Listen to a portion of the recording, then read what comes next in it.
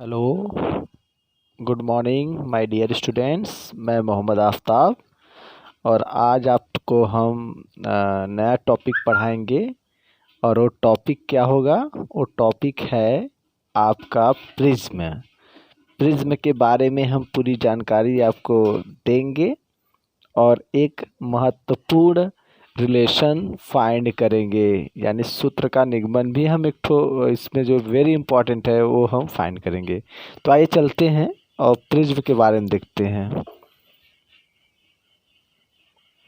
Prism है क्या, पहले ये जानिए।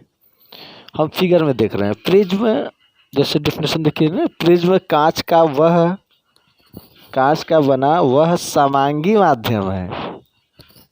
समांगी माध्यम है जो दो असमांतर तलों से घिरा होता है, तो उस माध्यम को प्रिज्म कहते हैं। जबकि दो असमांतर तलों के बीच बनने वाला कोण प्रिज्म कोण कहलाता है। इसे चित्र में ए से प्रदर्शित किया गया है। देखिए असमांतर तल क्या होता है। असमांतर देखिए तल यहाँ पे ए बी है यह, और यहाँ पे ए सी है।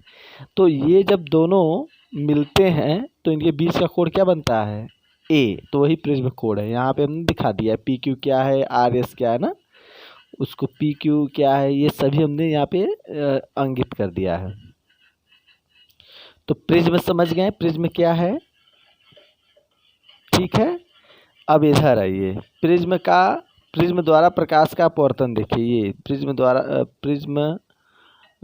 द्वारा प्रकाश का अपवर्तन, ठीक है। Refraction of light through a prism, इसके बारे में देखिए थोड़ा। जब कोई प्रकाश किरण प्रिज्म के पहले समांतर तल पर आकर टकराती है तो टकराने के बाद उसका अपवर्तन हो जाता है। अब यह अपवर्तित प्रकाश किरण दूसरे समांतर तल के लिए आपतित प्रकाश किरण का कार्य करने लगता है। इस प्रकार इसका पुनः अपवर्तन हो जाता है, जिसके कारण निर्गत प्रकाश किरण हमें प्राप्त हो जाती है, ठीक है। यही क्या है? प्रिज्म द्वारा प्रकाश का अपवर्तन। जैसे यहाँ पे देखिए फिगर में दिखा रहे हैं आपको, आपतित प्रकाश किरण जब इस पहले असमांतर तल पे आगे टकराती है, टकराने के बाद इसका अपवर्तन हो जाता है। अपवर्तन हो जाता है तो अब ये अपवर्तित प्रकाश किरण जो है, ये अपवर्तित प्रकाश किरण ये दूसरे निर्गत प्रकाश किरण के लिए, यानी इसके लिए आपका काम करेगा। तो इसका अपवर्तन पुनः हो जाएगा। अपवर्तन हो जाएगा तो आपका क्या हो जाएगा यहाँ पे, मतलब निर्गत प्रकाश किरण प्राप्त हो जाएगी, ठीक है। अब विचलन कोण के बारे में थोड़ी जानकारी ले लिया जाए। विचलन कोण होता क्या है, विचलन कोण है क्या? विचलन कोण वह कोण है जब आपतित प्रकाश किरण को आगे की तरफ और निर्गत प्रकाश किरण को पीछे की तरफ बढ़ाते हैं तो ये दोनों जिस बिंदु पर मिलती हैं उस बिंदु को विचलन बिंदु, जबकि बनने वाला कोण विचलन कोण कहलाता है। इससे डेल से प्रदर्शित करते हैं, ठीक है। फिगर में फिर देख लीजिए, जैसे ये दिख रहे हैं आपतित प्रकाश किरण को मैंने डॉट डॉट डॉट करके आगे की तरफ बढ़ाया और निर्गत प्रकाश किरण को पीछे की तरफ ढकेला तो बिंदु डी पे मिल रहा है ना, तो यही डी पे बनने वाला कोण कहलाएगा विचलन कोण, ठीक है। अब आते हैं न्यूनतम विचलन कोण क्या है। न्यूनतम विचलन कोण के बारे में जानिए, ये होता क्या है।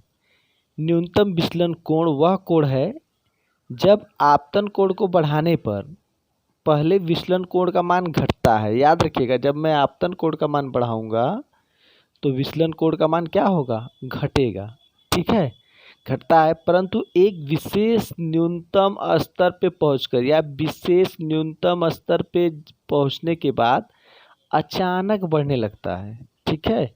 तो उस न्यूनतम कोण को ही क्या कहेंगे? न्यूनतम विचलन कोण कहते हैं। इसे डेल एम से प्रदर्शित किया जाता है, ठीक है। समझ में आ रहा है? अब इधर देखिए, आपतन कोण आई तथा विचलन कोण डेल के बीच वक्र खींचना। Plotted curve between angle of incident and angle of deviation. ठीक है, यहाँ पे देखिए प्लॉट किया गया है। देखिए किस प्रकार से प्लॉट किया गया है। यहाँ पे आपतन कोण है आई और विचलन कोण इधर है ना, आपका इस प्रकार से बना हुआ है। याद रखिएगा, लगभग 39 अंश पर एंगल पर वो जो डेल एम की वैल्यू फाइंड होती है, तो यहाँ पे दिखाया गया है।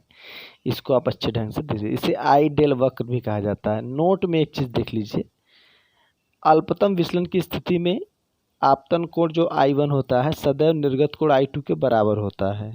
ठीक है, अर्थात I1 बराबर I2। प्रिज्म के दोनों अपवर्तन पृष्ठों पर विचलन कोण I1 माइनस R1 बराबर I2 माइनस R2 बराबर होता है। तो याद रखिए बच्चों, हमारे स्टूडेंट, इसको बढ़िया ढंग से देख लीजिएगा। ठीक है, और प्रिज्म के बारे में अच्छे ढंग से जानकारी रख लीजिएगा। ठीक, ये फिगर बहुत इम्पॉर्टेंट है, इस फिगर को तो हमेशा तैयार रखिए और समझिए। ठीक, ओके, बाय।